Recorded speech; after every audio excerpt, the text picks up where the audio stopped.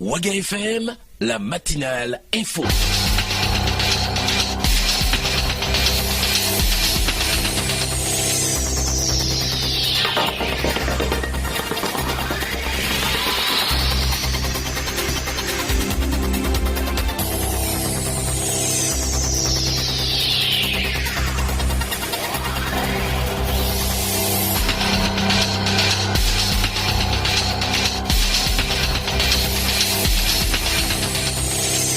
Bien, merci d'écouter Radio Waga FM. Bonjour chez vous, bienvenue au journal sur Waga FM. Voici le sommaire.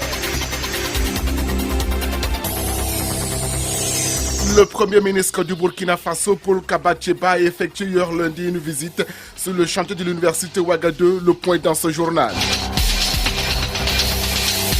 Les contrôleurs et inspecteurs du travail ont entamé depuis hier lundi ici à Ouagadougou une série de grèves qui va s'installer sur tout le mois de septembre 2016.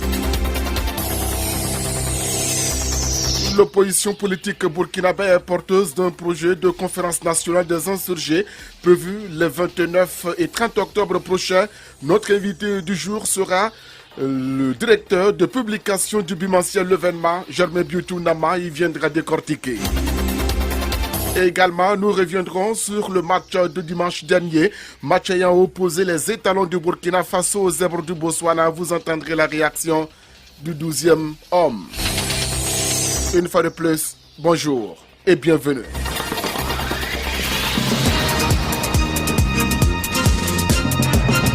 Salif Kaboré à la présentation. Le Premier ministre du Burkina, Paul Kaba Thiéba, je vous le disais, a effectué une visite sur le chantier de l'université Ouagadougou et c'était hier lundi.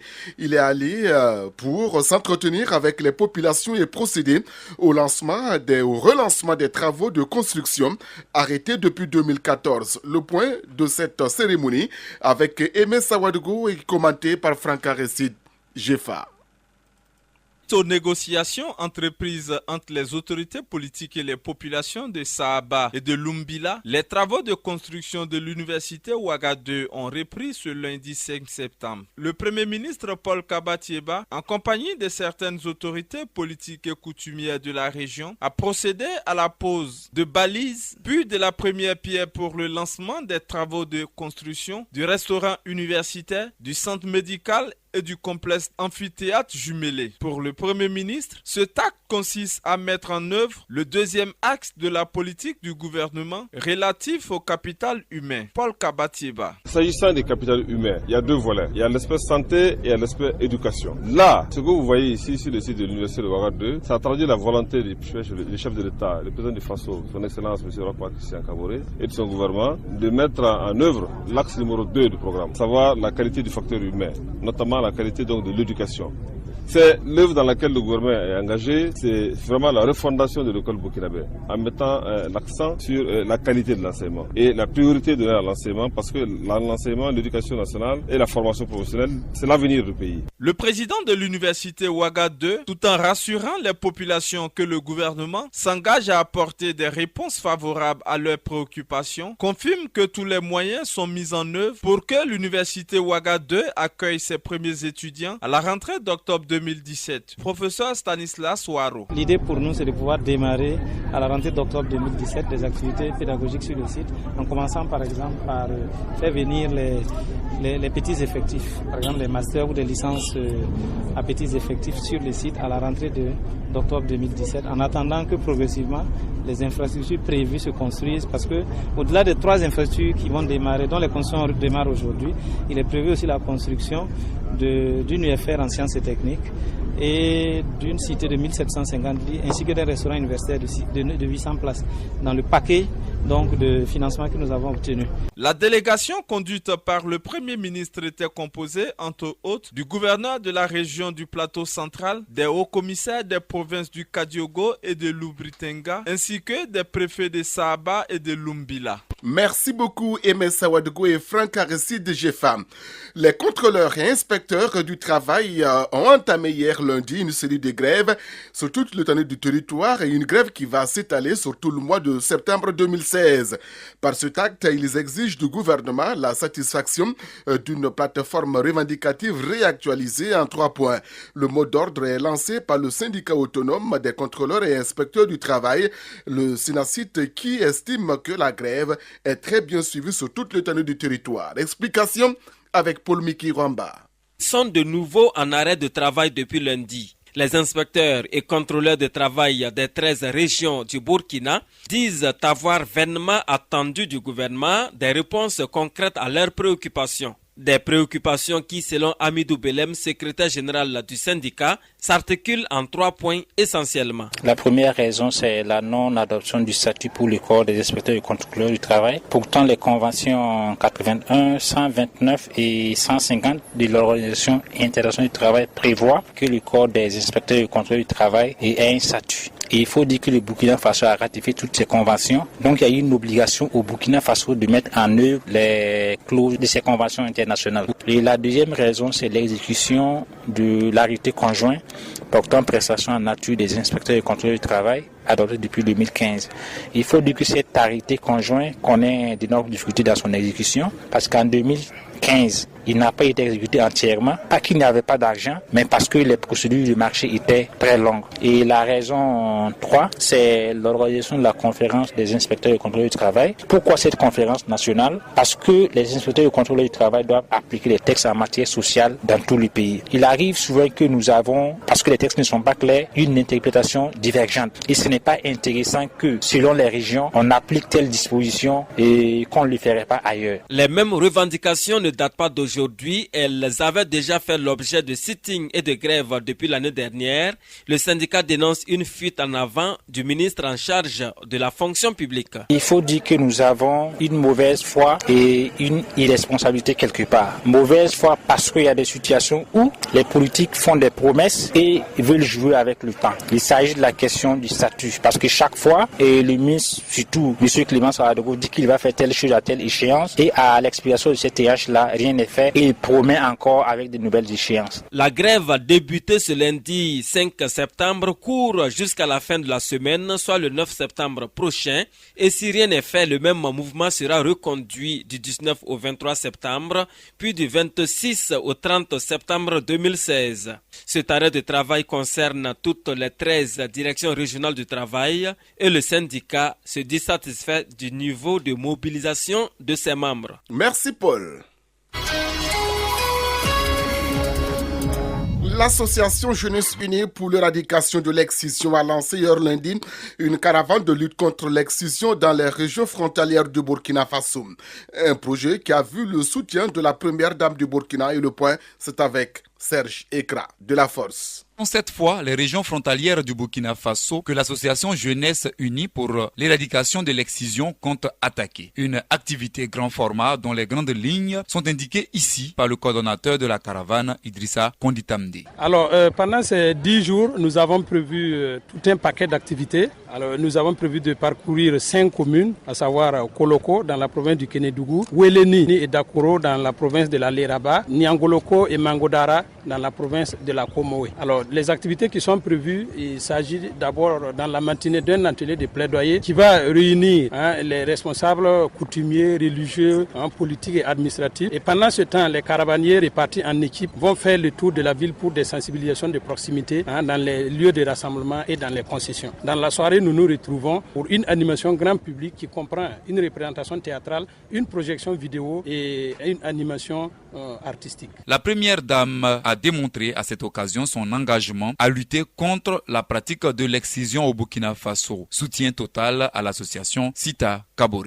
Je suis vraiment heureuse de la détermination des jeunes à accompagner le mouvement de lutte contre la pratique de l'excision. Surtout qu'aujourd'hui, comme vous l'avez entendu, cette lutte a pris d'autres formes. Ces jeunes vont en guerre contre la pratique transfrontalière parce que comme les pays voisins n'ont pas de législation, ceux qui sont malheureusement adeptes de cette pratique traversent les frontières pour aller exciser nos enfants. Et je suis donc très heureuse de l'initiative de l'association Jeunesse Unie pour l'élimination des pratiques néfastes. Il faut noter que juste après la cérémonie, les caravaniers composés de jeunes filles et garçons ont pris la route pour le combat. Allez, merci à vous, Serge Kra de la Force, et bonne journée. Cap sur Bobo du Lasso, où les populations de Bandougou, c'est une localité située dans la commune de Orodara, eh bien, ces populations ont en effet salué le mérite de leurs enfants. Ainsi, une quarantaine d'enfants ont été primés par l'association Tombébé. Explication pour donner plus d'éclairage sur tout cela avec Abdoulaye Ouattara. C'est dans cette ambiance festive que l'association Tombimbe des ressortissants du village de Bandougou dans la commune de Orodara ont célébré l'excellence à l'école primaire. Meilleur de sa classe, Djouma Sanou rassure les aînés de Bandougou. Ces journées nous incitent davantage au travail et nous permettent de comprendre mieux ce que vous attendez de nous. L'essentiel n'est pas seulement de passer d'une classe à une autre, c'est aussi chercher à être meilleur. Nous prenons l'engagement de toujours bien travailler afin de donner une bonne image de l'école et mériter toujours d'être récompensé. Kits scolaires, bicyclettes et autres matériels didactiques, voici entre autres les prix qui ont été décernés aux meilleurs élèves de Bandougou, du CP1 au CM2. Les 5 premiers des classes ont été primés. Ali Konaté est le président de cette association. Il y a eu des conférences pour rappeler aux uns et aux autres donc les vertus de l'éducation et de la cohésion sociale. Et il y a eu la conférence sur les grossesses en milieu scolaire que nous voyons une préoccupation du gouvernement. Tombembe, après 12 éditions, innove et c'est le professeur agrégé en didactique des mathématiques Khalifa Traoré qui est honoré. C'est toujours dans le cadre de la promotion des matières scientifiques fait par le gouvernement que nous avons créé le prix professeur Khalifa Traoré qui récompense les meilleurs élèves dans la discipline scientifique. Pour nous, il est le roi de l'excellence. Selon le député maire de Orodara, Hervé Konaté, cette initiative est à saluer. Vraiment, pour moi, c'est une excellente chose. Et en tant que le porte-parole du conseil municipal de Orodara, je pense que nous serons aux côtés de cette association-là pour, en tout cas, leur permettre de continuer dans leur lancée et en tout cas pour que chaque année, cette cérémonie puisse avoir lieu. Et pourquoi ne même pas l'étendre aux autres villages de la commune de Orodara. La directrice provinciale de l'éducation nationale et de l'alphabétisation du Kénédougou, Ebie Sagnon-Sita, dit avoir pris acte des préoccupations de l'association Tombembe et des parents d'élèves de l'école de Bandougou. Contrairement à d'autres écoles du pays, ce sont les filles qui tiennent la tête. C'est une joie pour nous de savoir que quand même le cri de cœur qu'on avait lancé pour la scolarisation des filles a été bien entendu et que d'ailleurs même les filles excellent.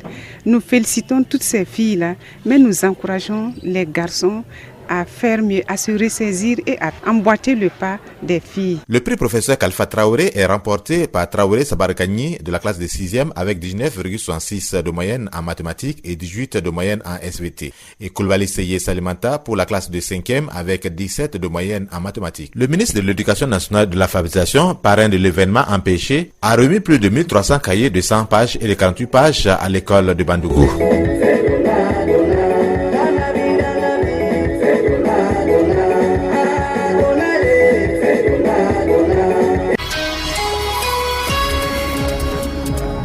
7h15 ici à Radio Waga FM. Nous allons passer au sport. Retour sur la qualification des étalons seniors à la CAN 2017 Gabon. Eh bien, qu'en pense le 12e homme? Nous avons promené le micro dans la ville de Ouagadougou. Et voici le récit. Qualification dimanche dernier pour la CAN 2017. Les éloges ne tarissent pas à l'endroit des étalons du Burkina. On va dire d'abord félicitations aux jeunes et surtout à l'entraîneur parce que franchement il se bat. On a gagné même si la manière n'était pas évidente. À mon avis, c'est toujours comme ça les matchs de qualification.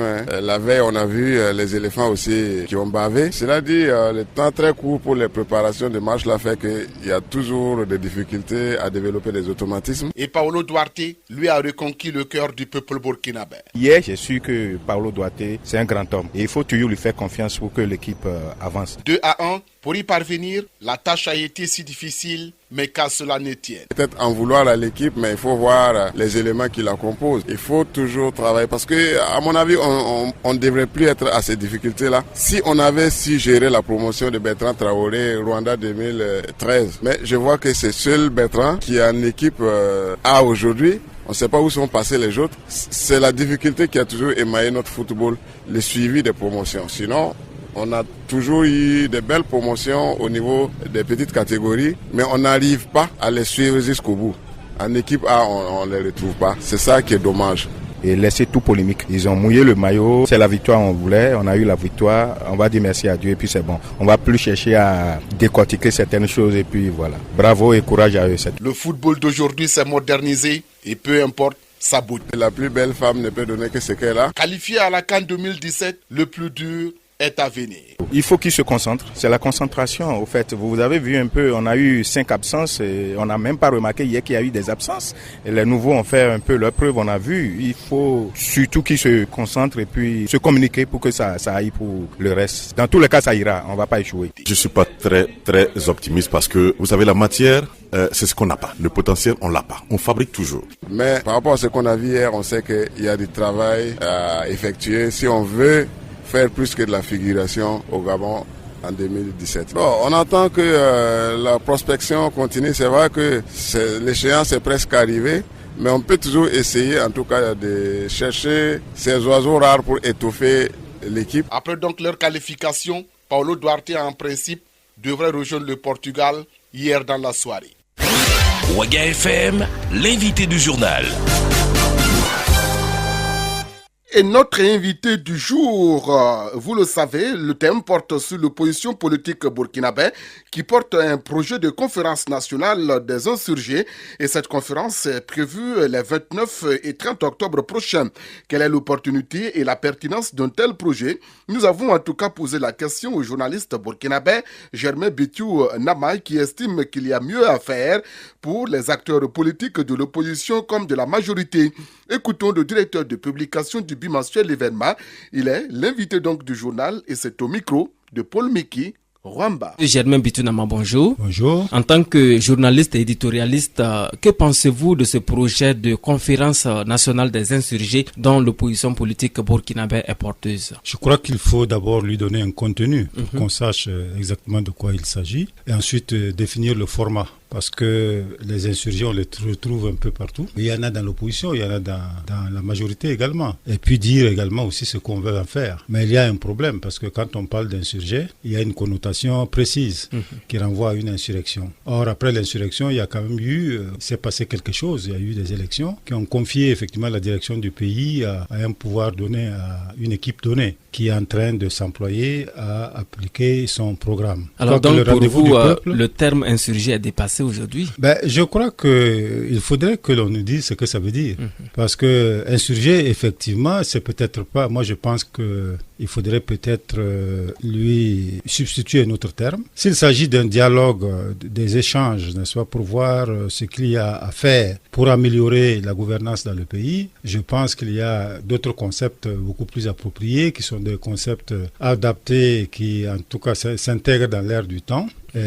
Qui peuvent effectivement aller mieux, rassembler, être plus rassembleurs que le concept d'insurgé. Alors, il y a déjà des acteurs politiques, en l'occurrence Maître Benewende Sankara, qui estiment qu'un tel projet pourra contribuer à diviser le tissu social du Burkina. Que pensez-vous de cette idée? Évidemment, lui aussi, il est dans son rôle, parce qu'il est dans son rôle d'homme de la majorité. Et je dirais que Zéphirin aussi est dans son rôle. Mais de mon point de vue, je pense qu'il faut calmer le jeu, resituer le débat ailleurs. S'il y a des problèmes, il y a des cadres appropriés effectivement pour les examiner et chercher des solutions à cela. Il ne faut pas oublier que l'insurrection est intervenue dans des circonstances assez précises, où on avait affaire à une forfaiture. Je ne suis pas certain que, à vouloir effectivement relancer une idée de ce genre, on puisse effectivement réunir le peuple autour d'un projet insurrectionnel, puisqu'on parle d'insurrection.